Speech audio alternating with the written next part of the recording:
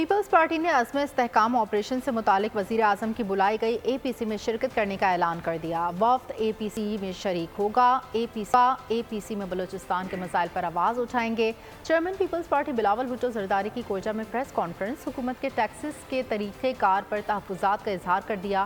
کہا کہ جارحانہ قسم کے ٹیکسز نہیں لگنے چاہیے۔ بلاول نے کہا کہ دہشت گردی کے خلاف پیپلز پارٹی کا موقف واضح ہے۔ اتفاقی رائے سے تمام مسائل کا درست حل تلاش کرنا ہوگا۔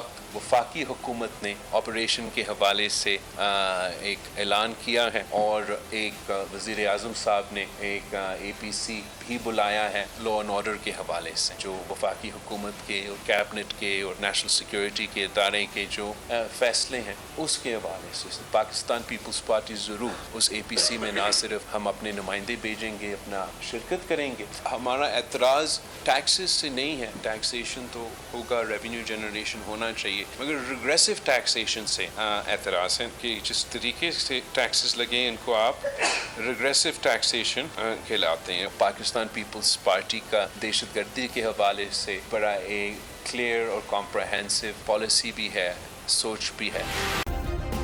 سبسکرائب کریں اور بیل دبائیں تاکہ کوئی خبر رہ نہ جائے۔